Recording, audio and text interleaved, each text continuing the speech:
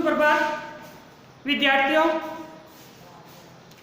कक्षा 12 हिंदी पुस्तक सृजन पाठ नंबर 5 जो पद्य भाग का है। रीतिकाल के कवि या ये कह दो कि रीतिकाल के एकमात्र ऐसे कवि जिसने वीर रस में कविताएं लिखी। रीतिकाल के बाकी कवि ने तो श्रृंगार रस में कविताएं लिखी और एकमात्र कवि जिसने वीर रस में कविताएं लिखी वो कौन थे? भूषण।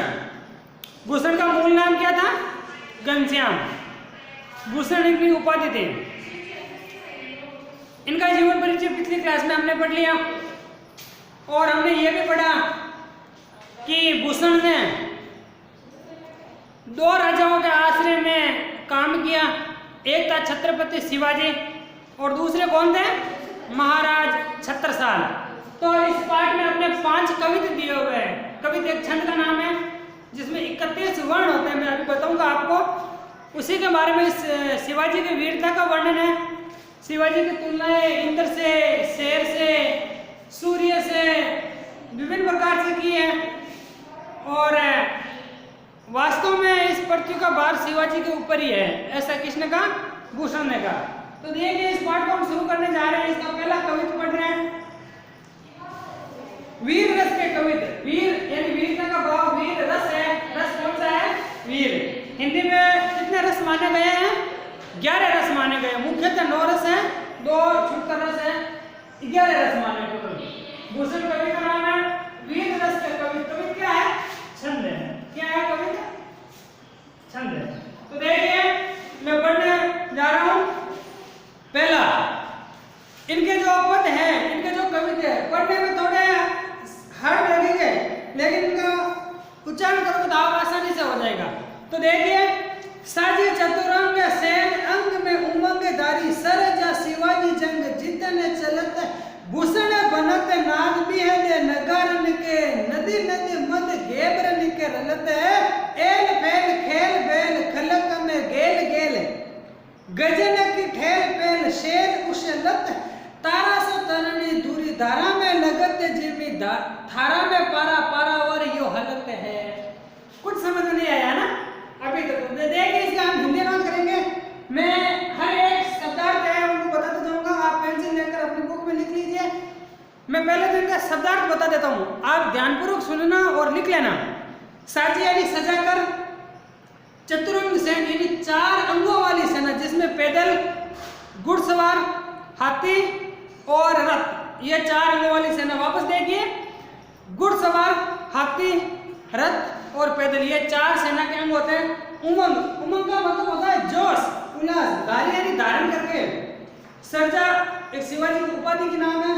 शिवाजी जंग यानी युद्ध, जीतने चलते यानी जीतने के लिए चले। भूषण यानी कवि का नाम आ गया भूषण, तो इसमें आपको पहचानने में आसानी होगी कि भाई ये जो कविता है वो किसने लिखे? भूषण ने। बनत यानी कहते हैं नाद, नाद का मतलब होता है एक भारी आवाज, नगाड़ों की। बेहद नगरन, नाद यानी जो गूंज होती है ना, गूंज, नगाड़ों की गूंज। बेहद नगरन यानी भारी नगाड़े। नदी नद यानी नदियां। मद, मद का मतलब होता है मस्त। मद होता है हाथियों की जो कनपट्टी होती ना, उनके पास निकलने वाला एक द्रव पदार्थ होता है, वो होता है मद। गेबरन, गेबरन का मतलब होता है हाथी। रलत, रलत का मतलब है बहरा है। एल बेल का मतलब होता है फैल जाना, विस्तार हो जाना। खेल बेल का मतलब होता है खलबली मचना। खलक, खलक का मतलब होता है संसार। गेल का मतलब होता है गलियों गलियों में। गजन, गजन का मतलब हुआ हाथी। ठेल बेल का मतलब होता है धक्का। उछलत, उछलत का मतलब उखड़ना। तारा यानी तो तारे होते हैं। तरनी, तरनी का मतलब क्या होता है? सूर्य। दूरी भरा यानी धूल से सना हुआ आसमान। जिमी यानी जैसे, पारा यानी थाल। पारा, थारा, थारा का मतलब क्या होता है? थाल होता है, थाल, थाली। पारा यानी तरल धातु होती है। कल ही हमने पढ़ा था तरल धातु। समुद्र किसके समान लग रहा है? तरल धातु के समान लग रहा है। पारावार, पारावार किसका मतलब है? इसका मतलब होता है समुद्र। ये हालत है, हालत का मतलब होता है। देखिए कितना अच्छा। तो देखिए पहली पंक्ति, छत्रपति शिवाजी अपनी चतुरंगिणी सेना को सजा करके उमंग के साथ या जोश धारण करते हुए साजी यानी सजाकर चतुरंगी सेना, 4 अंगों वाली सेना को सजा करके अपने शरीर में, अपने अंगों में जोश भर के सर्जा शिवाजी जंग जीतने के लिए चले हैं। पहली 2 पंक्तियों का अर्थ देखिए वापस। सर्जा शिवाजी अपनी चतुरंगी सेना को सजा करके मन में जोश भरकर युद्ध को जीतने के लिए चले हैं। ये 2 पंक्ति का अर्थ है। आगे देखिए, अब उनकी सेना की जो वीरता का बखान है, शिवाजी की सेना की जो गमन, युद्ध करने का गमन की जो चाल चलन है, उनको देख कर क्या कह रहे हैं कि भूषण यानी कहते हैं बनत, भूषण यानी भूषण कवि बनते नहीं कहते हैं, नाद यानी नगाड़ों की आवाज, बेहद नगर यानी जब वो युद्ध भूमि में प्रस्थान करने के लिए जाते हैं तो भारी भारी नगाड़ों की जोरदार गूंज हो रही है, नगाड़े बज रहे हैं। कहाँ युद्ध भूमि में जाते हैं तो नगाड़े बज रहे हैं। नदी नद मत गेवरन के रंगत है, और इसका मतलब है कि जब हाथी जो युद्ध भूमि में जा रहे हैं उनके कनपट्टी के पास निकलने वाला द्रव इस प्रकार बह रहा है कि शायद मानो नदी आ गई। ये ना नदी नदी यानी नदी मद यानी जो द्रव पदार्थ है हाथी की कनपट्टी के पास। गेवरन, गेवरन का मतलब हाथी के रलत, रलत का मतलब बह रहा है, रलत का मतलब क्या था, बह रहा है। शिवाजी के हाथियों की कनपट्टी के पास जो द्रव निकल रहा है वो इस प्रकार बह रहा है कि मानो नदी आ गई। एल बेल का मतलब होता फैल जाना। क्या फैल जाना? खेल बेल का मतलब खलबली मचना, खलबली मचना, खलक खलक यानी संसार में, घेर घेर यानी गली गली में। तो शिवाजी की सेना इस प्रकार चल रही है तो सारे संसार में शिवाजी की वीरता का बखान होने लगा और पूरे संसार की गलियों गलियों में खलबली मच गई।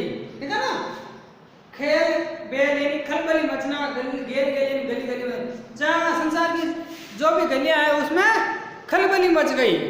और इतना शिवाजी का विस्तार या प्रसिद्धि फैल गई। ठेल फैली नहीं फैलना, गजन की ठेल फैल के शहर। और शिवाजी के हाथियों की जो शिवाजी के जब हाथियों चलते रहे ना तो ऐसा लग रहा है शिवाजी की हाथियों की वीरता को देखकर गजन की ठेल फैल का मतलब धक्का, गजन यानी हाथियों के धक्कों से शेर, शेर का मतलब होता है पर्वत। ध्यान रखना, शेर का मतलब क्या होता है? पर्वत।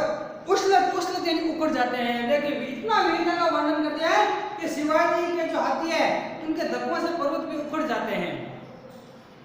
तारा यानी जो तारे होते हैं, तारा सौ यानी के समान, तरनी यानी सूर्य दूरी भरे में लगत जिमी जिमी।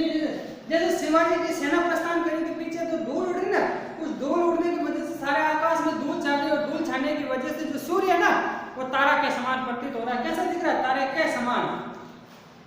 थारा यानी थाल में पारा जो हालत है नहीं है। जिस प्रकार जो समुद्र है ना वो एक थाली में पारा रखा हुआ उसे जैसे लग रहा है। थाली में एक पारा, एक तरल धातु होती है वो रख दो, ऐसा लग रहा है। कौन? समुद्र ऐसा लग रहा है। पारावारी का मतलब समुद्र ऐसा लग रहा है। तो इसमें शिवाजी की वीरता का वर्णन किया हुआ है। पहला बात आपने समझ में आ गया होगा। इसमें देखिए मतलब अलंकार कौन सा है? एल फेल खेल बेल खलक में घेर घेर घेर। ले वर्ण की औरत बार बार हुई। किस वर्ण की औरत बार बार हुई? ले वर्ण की आवृत्ति बार बार होने के कारण कौन सा इसमें अनुप्रास अलंकार हो गया? कौन सा अलंकार? अनुप्रास अलंकार हो गया। इसमें आगे देखिए तारा सो, एक सौ शब्द है, सौ के वजह से हमें पहचान हो गया कौन सा अलंकार है। इसमें उपमा अलंकार है। कौन सा अलंकार है? उपमा अलंकार है। और इसमें छंद कौन सा है? देखिए कवित छंद है। कवित कौन सा छंद है? कवित। कवित छंद की विशेषता होती है कि 16 और 15 पे यति होती है। यति का मतलब ठहराव। देखिए पहली लाइन में आप वर्ण गिन लीजिए, 16 वर्ण है, और सेकंड लाइन में वर्ण गिन लीजिए 15। ये विशेषता होती है कवित छंद की। देखिए गिनो, पहली पंक्ति में वर्ण गिनो। देखो साजी में 2, चतुरंग में 4, 6 हो गए। आगे सेन 2 3 4 5 6 7 8 9 10 11 12 13 14 15 16। देख लीजिए वर्ण गिन लीजिए। जैसे मान लो साजी ने कहा है तो साजी में कितने हो गए? 2 ऐसे गिनना है। 16 होगा पहली लाइन में और दूसरी लाइन में 15 होगा। तो 15 और 16 कौन सा छंद हो गया? मन हरण कवित। कवित के तो आप कवित छंद की पहचान है। ये आपका हो गया। इसमें अनुप्रास अलंकार भी है, उपमा अलंकार भी है। कौन सी भाषा का प्रयोग किया है? ब्रज भाषा का प्रयोग किया गया है। और वीरता और इसमें एक यमक अलंकार भी है, देखिए यमक अलंकार का है इसमें, ये देखो इसका पारा पारा वार 2 बार आया पारा पारा, तो एक पारावार हो गया तरल धातु, एक पारावार हो गया समुद्र, इसको तोड़ के अलग रहने पड़ा रहेगा। तो पहला कविता आपका पूरा हो गया मेरे हिसाब से, आप समझ में आ गया हो गया। इसमें पढ़ जाओ, वीडियो को 2 बार देख लीजिए, 3 बार देख लीजिए। एक और कविता हम पढ़ लेते हैं, दूसरा देखिए कि सबन के ऊपर ही ठाडो रहबे के योग ताई खरो कियो 6000 के नियरे जानी गैर मिसिल मुसिले गुरदारी मन किनो ना सलाम ने बचन बोले शेरे भूषण बनत महावीर बलगन लागियो सारी पातशाही के उड़ान गए जेरे तमकते लाल मुख शिवा को नीति बय श्याम मुख नौरंग सिक्का मुख पियरे। इसमें यह वर्णन किया हुआ है कि जब जो शिवाजी हैं वो औरंगजेब के दरबार में जाते हैं, औरंगजेब के दरबार में उनको उचित मान सम्मान नहीं मिलता है, यानी उनके जो योग्य हैं उनको उचित योग्य के अनुसार उनकी मान सम्मान उनको नहीं दिया जाता है।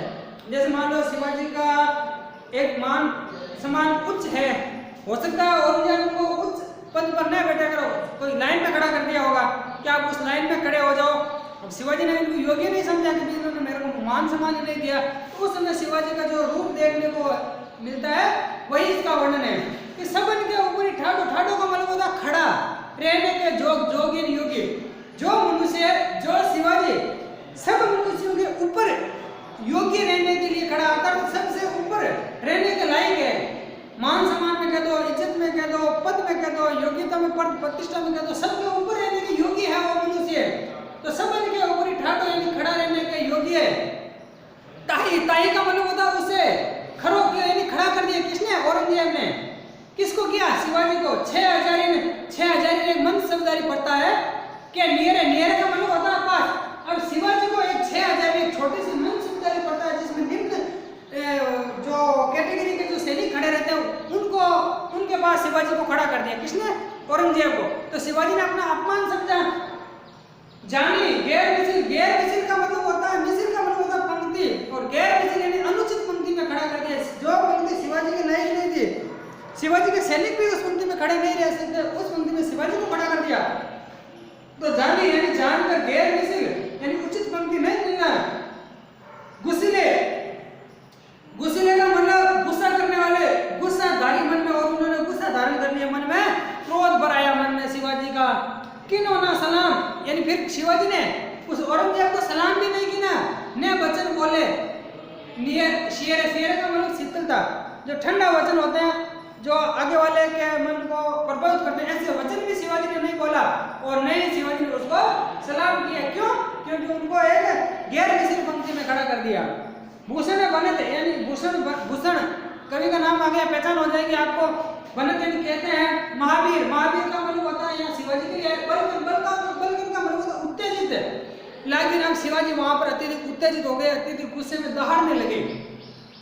सारी बात से होता है जो दरबार में जो सेना सजी हुई थी ना, वो पूरी की पूरी दरबार सारी बात सही के उड़ाए गए जेरे, उड़ा यानी उड़ गए, जेरे, जेरे के मतलब प्राण, उनके प्राण उड़ गए। मतलब वो हक्का बक्का रह गए कि अब तो हमारे ऊपर शिवाजी गुस्सा करे, हो सकता है कोई कदम गलत कदम उठा ले और हमारे ऊपर प्रहार नहीं कर दे। तो सारी बात सही के उड़ाए गए जेरे, जेरे के मतलब प्राण उड़ जाना। तमकते लाल मुख शिवा को नीति भय, तमक, तमक का मतलब होता है क्रोध में तुम तमक गए। क्या लाल मुख यानी शिवाजी का पूरा मुख कैसा हो गया? लाल। शिवा को निर्की यानी देख करके, शिवाजी का जो क्रोध तमतमाते हुए रूप को देख करके, निर्की का मतलब होता है देखना, देख करके भय का मतलब हो गए। श्याम मुख, श्या यानी काला मुख, काला मुख। नौरंग, नौरंग का मतलब औरंगजेब, औरंगजेब का मुख कैसा हो गया? काला पड़ गया। सिपाही यानी सिपाहियों के बाकी मुख पियरे यानी पीला पड़ गया। औरंगजेब का मुख है वो तो काला पड़ गया, और सिपाहियों का मुख है वो कैसा पड़ गया?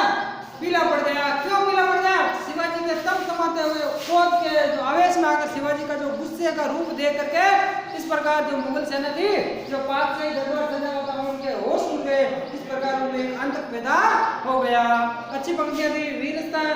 ये हो गया आपके 2 पद। आज हम इस 2 पद ही पढ़ेंगे। ये इसमें आपको बोर्ड की परीक्षा में बीच में से प्रश्न बन रहे, प्रश्न यही बनेंगे कि शिवाजी का मुख काला क्यों पड़ गया।